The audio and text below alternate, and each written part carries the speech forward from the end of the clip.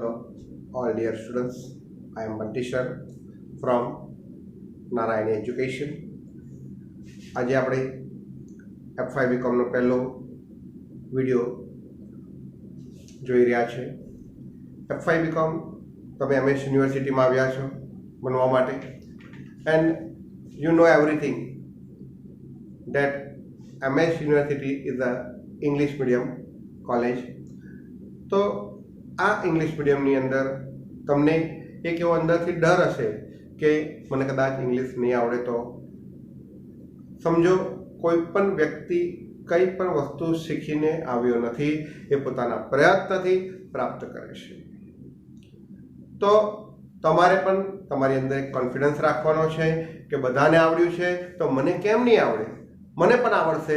આવો જો એક જુસ્સો હશે અને રોજ સવારે 5 મિનિટ ઉઠીને તમે જો એવું થિંકિંગ કરશો કે હું બહુ જ સારું ઇંગ્લિશ શીખી ગયો છું કે શીખી ગઈ છું, મને બહુ જ સારું બોલતા આવડે છે ઇંગ્લિશમાં અને બહુ જ સારું લખતા આવડે છે, હું ઇઝીલી ઇંગ્લિશ બોલી શકું છું, સમજી શકું છું, આવા પોઝિટિવ એટીટ્યુડ રાખશો તો એક સમય આવશે કે જ્યાં તમને કોઈ ઇંગ્લિશમાં પાછો નહીં પાડી શકે. પણ આના માટે કર્મની પણ એટલી જ જરૂર છે. જો ફળ સારું જોવું હોય તો એ કર્મના ભાગરૂપે આજથી તમારે મારા પ્રમાણે થોડીક મહેનત કરવાની છે. પછી તો તમે તમારી રીતના જેટલી વધારે મહેનત કરો એટલું સારું છે, પણ સબ્જેક્ટ પોઈન્ટ ઓફ વ્યૂ હું તમને કહું એ પ્રમાણે તમે મારા માર્ગદર્શન હેઠળ ચાલજો. સૌ પ્રથમ આપણે ગુજરાતી મીડિયમમાં હતા, ઇંગ્લિશ મીડિયમમાં આવ્યા છે. તો ગુજરાતી મીડિયમમાં જે શબ્દો આપણે બની ગયા છે એને ઇંગ્લિશમાં શું કહેવાય એનું ટ્રાન્સલેશન જોઈ રહ્યા છે, પરંતુ એ એકદમ સિમ્પલ વે નથી જોઈ રહ્યા કે ભાઈ આજે 5, 50, 200 શબ્દો તમને આપી દીધા અને એ 200 શબ્દોનું તમે ઇંગ્લિશ તમને આપી દીધું, તમને એક વખત સમજાવી દીધું, તમે એને 10 વાર 15 વાર લખી નાખો, ગોખી નાખો ને તમને આવડી ગયું. મારે એવું ચલાવવું નથી. મારે કંઈક અલગ પદ્ધતિથી ચલાવવું છે જે તમને પણ સમજવામાં વધારે અનુકૂળ આવે, મજા પડે અને મને પણ એવું લાગે કે હું મારા કોલેજના વિદ્યાર્થીઓને ભણાવી રહ્યો છું. ભલે 11મું ભણાવી રહ્યો છું, પરંતુ કોલેજના વિદ્યાર્થીઓને ભણાવી રહ્યો, એવું મારે પણ કંઈક કરવું હતું. એટલે એક આ નવી રીત રહીને હું આવ્યો છું. આજે આપણે ગુજરાતી ઇન્ટુ ઇંગ્લિશનું ટ્રાન્સલેશન જોઈ રહ્યા છે. તમને ખબર છે 11મા ધોરણમાં તમે નામા પદ્ધતિ વિશે શીખી ગયા. નામા પદ્ધતિ એટલે શું? તો આખો એક પ્રોસિજર છે. નામા પદ્ધતિ એક પ્રક્રિયા છે. વાર્ષિક હિસાબોમાં નોંધ રાખવા સુધીની પ્રક્રિયાને નામા પદ્ધતિ કહે છે. નામા પદ્ધતિ અલગ છે, નામું અલગ છે અને ઓડિટ અલગ છે. એનો ડિફરન્સ આપણે પછી જોઈશું. પહેલા નામા પદ્ધતિ, એને બુક કીપિંગ કહેવાશે. બુક કીપિંગ કોને કહેવાય તો એની એક આખી પ્રક્રિયા છે જેને આપણે શોર્ટમાં કહીશું અકાઉન્ટિંગ સાયકલ છે. એ સાયકલ જે આખી ચાલે છે એ આપણા સિદ્ધાંતો પ્રમાણે, જેને કોન્સેપ્ટ કહીશું અકાઉન્ટિંગ પોલિસીસ પ્રમાણે, અકાઉન્ટિંગ કન્વેન્શન પ્રણાલિકાઓ પ્રમાણે. એટલે આપણે જે કંઈ પણ નામા પદ્ધતિનું નોંધ કરીએ છીએ, નામા પદ્ધતિમાં જેટલા પાસાઓની વાત કરીએ છીએ એ એના સિદ્ધાંતો, પ્રણાલિકાઓ, એની પોલિસીસના દાયરામાં રહીને, એની મર્યાદામાં રહીને આપણે એની રેકોર્ડિંગ કરીએ છીએ. તો what is the accounting cycle? It is nothing but a sequence of accounting procedure. શું છે? અકાઉન્ટિંગ પ્રોસિજરનો એક આખો સિક્વન્સ છે. સિક્વન્સ એટલે કે તબક્કાવાર એની નોંધ થાય. પહેલું આ, બીજું આ, ત્રીજું આ. એવું નહીં કે પહેલા પછી ડાયરેક્ટ ત્રીજો પોઈન્ટ આપણે નોંધીએ. તો એ સિક્વન્સ શું છે? તો first of all you have to understand what are the transactions. એ ટ્રાન્ઝેક્શનની ખબર ક્યાંથી પડશે? તો transaction can be recorded on the basis of sources and documents. શબ્દ વાપર્યો છે sources. શું કહેવાશે? sources. on the basis of sources. sources એટલે શું? એનો ઉદ્ભવ સ્થાન કે જ્યાંથી આપણે એને પ્રાપ્ત કરીએ છીએ, પ્રાપ્તિ સ્થાન કહીશું. તો on the basis of sources as well as on the basis of document એટલે શું? પુરાવા. એ પુરાવા કદાચ શબ્દ તમને ન ખબર પડે તો 11મા ધોરણનો એક શબ્દ આવતો હતો, એ હતો વાઉચર. કે અકાઉન્ટમાં કોઈ પણ ટ્રાન્ઝેક્શન નોંધો એ વાઉચર પરથી નોંધાય, વાઉચર પરથી હિસાબો નોંધાય. તો વાઉચર્સ એટલે કે ડોક્યુમેન્ટ અને સોર્સિસ જ્યાંથી ઉદ્ભવ્યો છે તેના આધારે આપણે ટ્રાન્ઝેક્શનની જાણકારી મેળવીએ છીએ. એ ટ્રાન્ઝેક્શન્સ બે પ્રકારના, ઇકોનોમિક અને નન ઇકોનોમિક. ઇકોનોમિક એટલે કે આર્થિક, નન ઇકોનોમિક એટલે કે બિન આર્થિક. આર્થિક વ્યવહારોની નોંધ ધંધામાં થાય છે, બિન આર્થિક વ્યવહારોની નોંધ ધંધામાં થતી નથી. You know it's very well. આર્થિક વ્યવહારો જે કંઈ પણ છે બિઝનેસના, એ કેટલા સ્વરૂપના હોય, કાં તો કેશમાં હોય, કાં તો ક્રેડિટમાં હોય, કાં તો એક્સચેન્જમાં હોય. ડેટ મીન્સ તમે માલ રોકડેથી વેચ્યો હોય, કાં તો ઉધારે વેચ્યો હોય, કાં તો માલ વેચીને તમે એટલી જ કિંમતની, કાં તો થોડીક વધારે કિંમતની, કાં તો થોડીક ઓછી કિંમતની વસ્તુ લીધી હોય. એને વિનિમયનો ટ્રાન્ઝેક્શન કહેવાશે. એક્સચેન્જ એટલે શું કહેવાશે? વિનિમય. તો ધ્યાન રાખો, અકાઉન્ટિંગ સાયકલ્સમાં પહેલા તો you have two know what are the economic transaction. This transaction you can come to the know, તમને જાણવા મળે છે શેનાથી? સોર્સિસ અને ડોક્યુમેન્ટ્સ ના આધારે. If they are economic transaction, then you can start its recording. જો ઇકોનોમિક ટ્રાન્ઝેક્શન હશે એનું રેકોર્ડિંગ કરશો. તો રેકોર્ડિંગ સૌ પ્રથમ ક્યાં કરશો? તો કાં તો એને firstly recorded either in a journal book or in a subsidiary book. શું શબ્દ વાપર્યો છે? Journal book. ધ્યાનમાં રાખજો, જર્નલ બુક એટલે આમ નોંધ, અને સબસિડિયરી એટલે કે પેટા નોંધ. એક જ પ્રકારના વ્યવહારો વારંવાર થતા હોય તો એને ક્યાં નોંધવામાં આવે છે? પેટા નોંધમાં. સે ફોર ધ એક્ઝામ્પલ, મને અએ ફી આપી તો શું એન્ટ્રી આપી? રોકડ ખાતે ઉધાર, તે અની ફી ખાતે જમા. સપોઝ કે બએ ફી આપી તો શું એન્ટ્રી આપી? રોકડ ખાતે ઉધાર, તે બની ફી ખાતે જમા. કએ આપી? રોકડ ખાતે ઉધાર, તે કની ફી ખાતે જમા. હવે આવા તો 100 સ્ટુડન્ટ્સ હોય, 150 સ્ટુડન્ટ હોય, દર મહિને મને ફીસ આપે તો 12 મહિનાની એક સ્ટુડન્ટની 1200 એન્ટ્રી આવે તો 150 સ્ટુડન્ટની કેટલી આવે? Just you try to understand. 1800 entry. તો એ 1800 એન્ટ્રી લખવી એના કરતાં એક ફીનો ચોપડો બનાવી દીધો, એમાં ડેટ લખી, પછી નામ લખ્યું, રકમ લખ્યું. That's simple. આ તારીખે અ આપ્યા આટલા રૂપિયા, આ તારીખે વય આપ્યા આટલા રૂપિયા, આ તારીખે કય આપ્યા આટલા રૂપિયા. એ રીતના 150 સ્ટુડન્ટની એક મહિનાની માહિતી, બીજા મહિનાની માહિતી, ત્રીજા મહિનાની. તો આવું જ્યારે એક જ પ્રકારના વ્યવહારો વારંવાર થતા હોય તો એની એક અલગ પદ્ધતિથી નોંધ કરવામાં આવે છે. એને એ જે ચોપડો રાખવામાં આવે એને પેટા નોંધ કહીશું, સબસિડિયરી બુક કહીશું. કાં તો જર્નલ બુક્સમાં લખો, જર્નલને આપણે શું કહીશું? આમ નોંધ કહીશું. અને સબસિડિયરી બુકને આપણે શું કહીશું? પેટા નોંધ કહીશું. કાં તો જર્નલ બુક્સમાં એન્ટ્રી લખો, કાં તો સબસિડિયરી બુક્સમાં એન્ટ્રી લખો. સબસિડિયરી બુક યાદ આવતું હોય તો પેટા નોંધો. ધોરણ 11 પ્રકરણ નંબર 5. તમને યાદ આવતું હોય તો આપણે આમ નોંધ શીખી ગયા, આમ નોંધ પરથી પેટા નોંધ શીખતા હતા, પેટા નોંધ પછી રોકડ મેળ શીખતા હતા, રોકડ મેળ પછી યાદ આવતું હોય તો ખાસ આમ નોંધ શીખતા હતા. લેની હુંડી નોંધ, દેવી હુંડી નોંધ આપણા સિલેબસમાં નથી. તો પેટા નોંધોની અંદર કેટલી પેટા નોંધ હતી? 4. ખરીદ, વેચાણ, ખરીદ પરત, વેચાણ પરત. તો એને પરચેજ બુક કહેવાય, ખરીદ નોંધ. સેલ્સ બુક કહેવાય, વેચાણ નોંધ. પરચેજ રિટર્ન, ખરીદ પરત. સેલ્સ રિટર્ન, વેચાણ પરત. 4 પેટા નોંધો આવડી ગઈ. હવે રોકડ મેળ, પેટા રોકડ મેળ એટલે એને કહેવાશે કેશ બુક અને પેટી કેશ બુક. હવે બાકીની રહી દેવી હુંડી નોંધ, લેની હુંડી નોંધ. તો દેવી હુંડીને કહેવાય બિલ્સ રિસીવેબલ. શું કહેવાય? દેવી હુંડી એટલે બિલ્સ પેએબલ અને લેની હુંડી એટલે બિલ્સ રિસીવેબલ. ફરી સમજાવું. પછી જે બે રહી તે દેવી હુંડી નોંધ, લેની હુંડી નોંધ. દેવી હુંડી નોંધને શું કહેવાશે? Bills payable. પે એટલે ચૂકવવું, પેએબલ એટલે ચૂકવવાનું બાકી, બિલ્સ એટલે કે હુંડી. તો બિલ્સ પેએબલ, બિલ્સ રિસીવેબલ.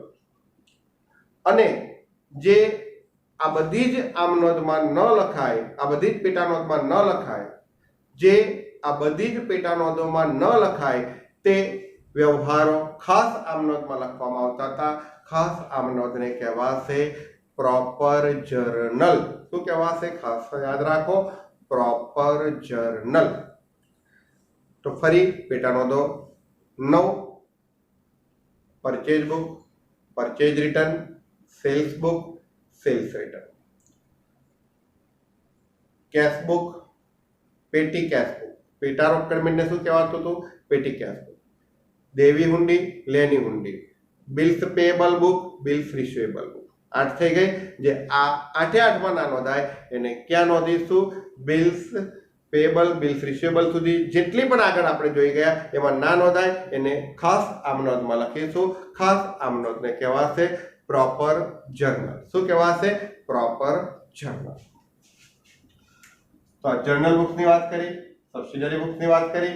આના આધારે આપણે પોસ્ટિંગ કરીશું, ખતવણી કરીશું. એ ખતવણી એને અંગ્રેજીમાં શું કહેવાશે? પોસ્ટિંગ. એ ખતવણી. ખતવણી ક્યાં કરીશું? લેજર બુકમાં. Ledger, LEGER. આમ તો લેજર એટલે શું કહેવાય? કહો. ડી આવે છે કોઈ જગ્યાએ, પર ડી જે છે ને અત્યારે આવે છે. લેડજર ના બોલાય. શું બોલાય? લેજર. તો લેજર બુક એટલે કે ખાતા વહી. આ લેજર બુકને શું કહેવાશે? ખાતા વહી. જે ચોપડામાં ધંધાના વ્યક્તિઓના ખાતા રાખવામાં આવે છે એને શું કહીશું આપણે? ખાતા વહી કહીશું. તો બધા અલગ અલગ પ્રકારના વ્યવહારોના ખાતા લખવામાં આવે છે. એ ખાતા તેના પરથી આપણે બનાવીશું? કાં તો આમનોંધ પરથી, કાં તો પેટાનોંધ પરથી. તો આમનોંધ અને પેટાનોંધ, આમનોંધ અને પેટાનોંધ પરથી આપણે જે ખાતા વહીમાં ખાતા રાખીએ, ખાતા તૈયાર કરીએ છીએ એને શું કર્યું કહેવાય? એ પ્રોસિજરને પોસ્ટિંગ કર્યું કહેવાય. અને એ ખાતા વહી પરથી આપણે ખાતાની બાકી શોધીશું. શું શોધીશું? ખાતાની બાકી. ખાતાની બાકીને આપણે શું કહીશું? બેલેન્સ કર્યું કહેવાય. બેલેન્સ ઓફ અકાઉન્ટ શોધ્યું કહેવાય. તો બેલેન્સ ઓફ અકાઉન્ટ, તો એ ખાતાની બાકી કેટલી હોય તો તમને ખબર જ છે. કાં તો ઉધાર બાકી હોય, કાં તો જમા બાકી હોય. ઉધાર બાકીને અંગ્રેજીમાં શું કહેવાશે? Debit balance. બાકીને શું કહેવાશે? બેલેન્સ. જમા બાકીને શું કહેવાશે? Credit balance. આ ખાતાની બાકી પરથી તમે શું તૈયાર કરશો? Trial balance. શું તૈયાર કરશો? Trial balance. ટ્રાયલ બેલેન્સ એટલે કે કાચું સરવૈયું. આ કાચું સરવૈયું તમે બનાવી દીધા પછી એનું બેલેન્સ જો ઇક્વલ હોય તો એનો મતલબ એવો થયો કહેવાય કે તમે જે આમનોંધ લખી કાં તો પેટાનોંધ લખી એના પરથી તમે ખતવણી કરી, ખતવણી કરીને બાકી શોધી, તે એમાં કોઈ પ્રકારની ભૂલ છે નહીં એવું મોટા ભાગે માની લેવામાં આવે છે. બાકી એવી ભૂલ હોય છે કાચા સરવૈયાને અસર ન કરતી ભૂલો તમે જોઈ ગયા છો. એ પછીની વાત છે. આ ટ્રાયલ બેલેન્સ પરથી આપણે શું તૈયાર કરીશું? Final account. શું તૈયાર કરીશું? ફાઇનલ અકાઉન્ટ એટલે કે વાર્ષિક હિસાબો. તો વાર્ષિક હિસાબોમાં પહેલું શું બનાવીએ છીએ? કહો મને. વેપાર ખાતું. વેપાર ખાતાને અંગ્રેજીમાં શું કહેવાશે? Trading account. શું કહેવાશે? Trading account. પછી શું બનાવીશું? નફા નુકસાન ખાતું. એને શું કહેવાશે અંગ્રેજીમાં? નફા નુકસાન નહીં, પ્રોફિટ એન્ડ લોસ અકાઉન્ટ. અને છેલ્લું શું બનાવતા હતા 11મા ધોરણમાં? પાકું સરવૈયું. તો એને શું કહેવાશે? Balance sheet. 12મા ધોરણની વાત કરીએ તો વેપાર ખાતું, ટ્રેડિંગ અકાઉન્ટ, પછી બનાવતા હતા નફા નુકસાન ખાતું, પ્રોફિટ એન્ડ લોસ અકાઉન્ટ, પછી બનાવતા હતા શું બનાવતા હતા? બોલો. નફા નુકસાન ફાળવણી ખાતું, પ્રોફિટ એન્ડ લોસ ફાળવણી, એપ્રોપ્રિએશન. ફરી બોલું છું, profit and loss appropriation account. પછી યાદ આવતું હોય તો ભાગીદારોના મૂડી ખાતા, પાર્ટનર્સ કેપિટલ અકાઉન્ટ. ભાગીદારો એટલે પાર્ટનર્સ, મૂડી એટલે કે કેપિટલ, ખાતા એટલે કે અકાઉન્ટ. એમાં પછી ભાગીદારોના ચાલુ ખાતા બનાવતા હતા એને શું કહેવાય? Partners current account. ચાલુ એટલે કરંટ. અને છેલ્લા આપણે શું બનાવતા હતા? પાકું સરવૈયું, બેલેન્સ શીટ, જે ટેલી થતું હતું. તો આ આખો પ્રોસિજર એને નવા પદ્ધતિ કહેવાય, બુકકીપિંગ કહેવાય. હવે સૌ પ્રથમ આપણે લખીએ છીએ એની જર્નલ બુક.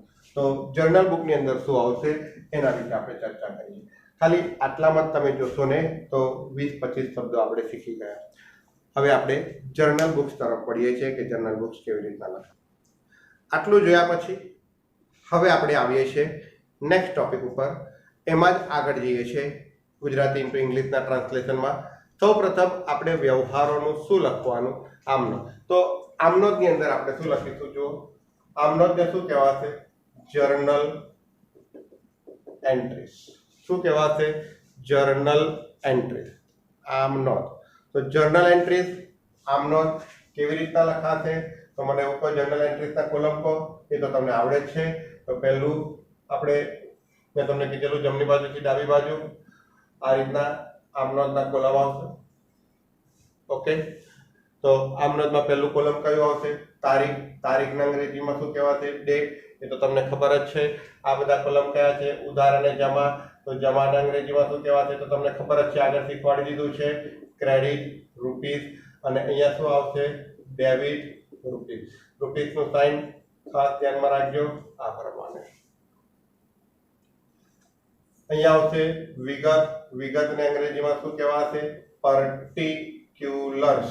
શબ્દ સાંભળજો, શું કહેવાશે? પર્ટિક્યુલર્સ. પર્ટિક્યુલર્સ એટલે કે વિગતો. આ જે આમનોંધ લખતા હતા એમાં આ જે કોલમ છે એ મોસ્ટ ઇમ્પોર્ટન્ટ. આ કોલમ કયું છે? ખાતા વહી પાન નંબર. કયું છે? ખાતા વહી પાન નંબર. એટલે ખાતા વહીને શું કહેવાશે? લેજર. અહીંયા આગળ આપણે જોઈ ગયા આગળ કે ખાતા વહી એટલે કે લેજર. ડી બોલાતો નથી. પાન નંબર, પાનને શું કહેવાશે? ફોલિયો. અને નંબરને શું કહેવાશે? NUBER. આનું શોર્ટ ફોર્મ શું લખતા હતા? કહો જોઈએ. ખા પા નંબર. તો આનું શોર્ટ ફોર્મ શું આવશે? ખાને લેજ. લેજર નો L, ફોલિયો નો F અને નંબર નો NO. LF number. એટલે અહીંયા શું લખીશું? LF number. આઈ હોપ કે તમને આ ટ્રાન્ઝેક્શન સમજણ પડી હશે. હવે ધારો કે મને આશા પાસેથી 5,000 રૂપિયા રોકડા મળ્યા. તો એની આમનોંધ સિમ્પલ મને એવું કહો શું આવશે? તો રોકડા મળ્યા તો રોકડ ખાતે ઉધાર તે આશા ખાતે જમા. રોકડ ખાતે ઉધાર તે આશા ખાતે જમા. તો રોકડ ખાતે ઉધાર તો કેશ અકાઉન્ટ કેવી રીતના લખવાનું? A/C. ડેબિટ એટલે ઉધાર, DR ફૂલ પોઈન્ટ. તો કેશ અકાઉન્ટ ડેબિટ. અકાઉન્ટ આખું નહીં લખવાનું, A કેપિટલ લેટર્સમાં અને C સ્મોલ લેટરમાં. તો કેશ અકાઉન્ટ ડેબિટ તે લખતા હતા. તે રોકડ ખાતા તે આશા ખાતે જમા. તો તેના બદલે અહીંયા શું વાપરીશું? ટુ આશા અકાઉન્ટ. આશા અકાઉન્ટ ક્રેડિટ. સપોઝ કે 5,000 મળ્યા છે તો 5,000 બોલો, સમજ પડે છે? લખવાની system cash account debit to આશાસ અકાઉન્ટ ક્રેડિટ. આપણે ઉધારનો ઉ લખતા હતા એવી રીતના અહીંયા આગળ શોર્ટ ફોર્મમાં શું લખીશું? DR. તમે જોઈ શકો છો કેશનો C કેપિટલ છે, A કેપિટલ છે, D નો D કેપિટલ, ઉધારનો D કેપિટલ છે, T કેપિટલ છે, A કેપિટલ. આ જ પ્રમાણે લખાવવું જોઈએ. આ જેટલા કેપિટલ છે એ કેપિટલ જ આવે. આ એક લખવાની પ્રોપર સિસ્ટમ છે. તો તમારે એ વસ્તુ ધ્યાન રાખવાની છે. તો કેશ અકાઉન્ટ ડેબિટ ટુ આશાસ અકાઉન્ટ ક્રેડિટ. પછી યાદ આવતું હોય તો બાબતે જે લખતા હતા. શું લખતા હતા? બાબતે જે. એને અંગ્રેજીમાં શું કહેવાય? નરેશન. શું કહેવાય? નરેશન.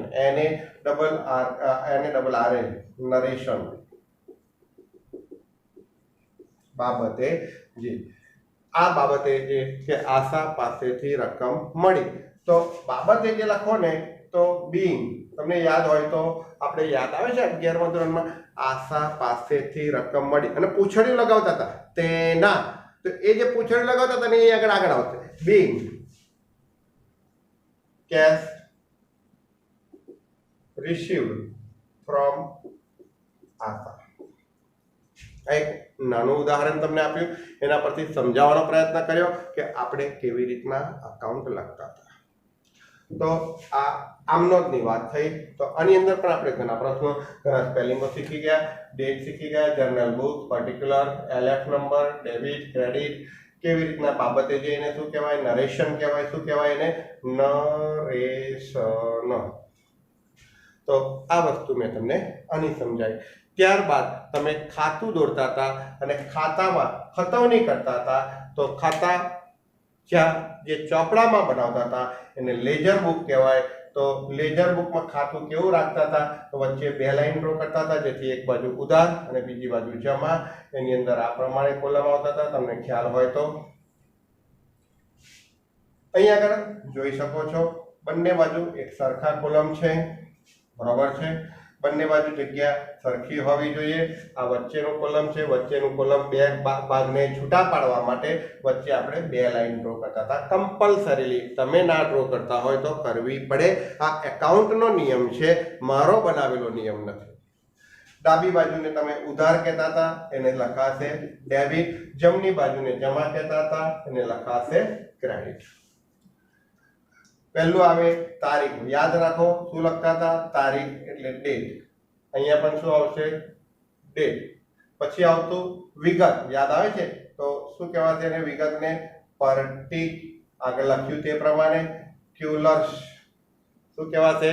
પર્ટિક્યુલર્સ. અહીંયા પણ શું કહેવાશે? પર્ટિક્યુલર્સ. અહીં શું લખતા હતા? રકમ, રૂપિયા. ઉધાર જમા તો આ બાજુ ડાબી જમણી બાજુ લખતા હતા. તો અહીંયા પણ ઉધાર અને જમા. અહીંયા એકાઉન્ટનું નામ, ધારો કે કેશ એકાઉન્ટ, તો કેશ એકાઉન્ટ. અહીં લખતા હતા રકમ, રૂપિયા. રકમને અંગ્રેજીમાં કહેવાશે અમાઉન્ટ રૂપીઝ. Amount rupees. આ બધું તમને ખબર છે. મેઇન શબ્દ છે આ. આમ નોંધમાં ખાતા વહી પાન નંબર લખતા હતા અને ખાતામાં નોંધ પાન નંબર લખતા હતા. તો એ નોંધ પાન નંબરને શું કહેવાશે? નોંધ પાન નંબર. તો નોંધને શું કહેવાશે? જર્નલ. પાનને શું કહેવાશે? ફોલિયો. અને નંબરને શું કહેવાશે? નંબર. તો એનું શોર્ટ ફોર્મ શું આવશે? JF number. યાદ હોય તો તમે શું લખતા હતા?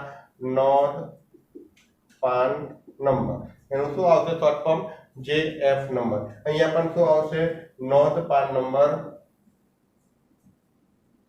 એટલે કે જર્નલ, ફૂલ ફોર્મ, ફોલિયો અને નંબર. અને શોર્ટમાં શું લખાશે? JF number. આઈ હોપ પહેલા આમ નોંધ, પછી પેટા નોંધ. પેટા નોંધની અંદર તમે અલગ અલગ તૈયાર કરતા હતા. એના આધારે ખાતાવાહીમાં ખતવણી કરતા હતા અને ખતવણી કર્યા પછી તમે શું કરતા હતા? બાકી શોધતા હતા. શું શોધતા હતા? બાકી. એ બાકી કઈ હતી? કાં તો ઉધાર બાકી, કાં તો જમા બાકી. ઉધાર બાકીને શું કહેવાશે? Debit balance. જમા બાકીને શું કહેવાશે? Credit balance. તો આ રીતના તમે બાકી શોધતા હતા. ઉધાર બાકી કોને કહેવાય? ઉધાર બાજુનો સરવાળો વધુ હોય અને જમા બાજુનો સરવાળો ઓછો હોય તો ઉધાર બાકી. જો ઉધાર કરતા જમા બાજુનો સરવાળો વધારે હોય તો એ જમા બાકી. તો આ પ્રમાણે આપણે ખાતાવહીમાં નોંધ કરતા હતા, ખાતાની બાકી શોધતા હતા અને ખાતાની બાકી માટે આપણે જે લખતા હતા, બાકી આગળ લઈ ગયા, બાકી આગળ લાવ્યા. શું લખતા હતા? કહો મને. બાકી આગળ લઈ ગયા, બાકી આગળ લાવ્યા. તો બાકી આગળ લઈ ગયા, બાકી આગળ લાવ્યાને શું કહેવાશે? જો જે ખાતાની બાકી બીજા વર્ષે આગળ ખેંચવાની હોય તેના માટે શબ્દ વાપરતા હતા. બાકી આગળ લઈ ગયા, બાકી આગળ લાવ્યા. તો એના માટે દરેક જણ ધ્યાન રાખો. શું કહેવાય? બાકી આગળ લઈ ગયા. શું લખતા હતા? બાકી આગળ લઈ ગયા. તો બાકીને શું કહેવાશે? બેલેન્સ. આગળ કેરી, લઈ ગયા ફોરવર્ડ. Balance carried forward. અને બાકી આગળ લાવ્યા, બાકી આગળ લાવ્યા. તો એને શું કહેવાય?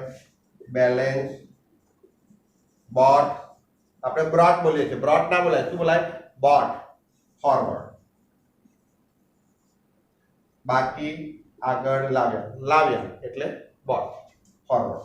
તો આને ઇંગ્લિશમાં બેલેન્સ શોર્ટમાં લખીએ તો બેલેન્સ કેરીડ ફોરવર્ડ C/F, અને આને શોર્ટમાં લખીએ તો બેલેન્સ બોટ ફોરવર્ડ. આમાં પણ આપણે ઘણા બધા નવા શબ્દો જોઈ ગયા. Balance carried forward, balance carried forward, balance brought forward, નોંધપાન નંબર, બાકી બધું તો તમને આવડતું હતું. એટલે આટલા આ પ્રમાણે, આ પદ્ધતિ પ્રમાણે મેં તમને જે શીખવાડ્યું એ પ્રમાણે હું એવું માનું છું કે ઓછામાં ઓછા 50-60 શબ્દો તમારા તૈયાર થઈ ગયા. અને વારંવાર જોશો, એક 15-20 મિનિટનો તમારો વિડીયો છે, અને વારંવાર જોશો તો તમને આ પાકું થઈ જશે. અને તમને પેમ્પલેટ આપીશ એટલે એની અંદર જોશો તો તમને ખબર પડશે કે આપણે કેટલા બધા સ્પેલિંગો આની અંદર શીખી ગયા. હવે તમારે આ સ્પેલિંગોની પ્રેક્ટિસ કરવાની છે, એના માટે 10-15 વાર લખવાના છે. ઓકે.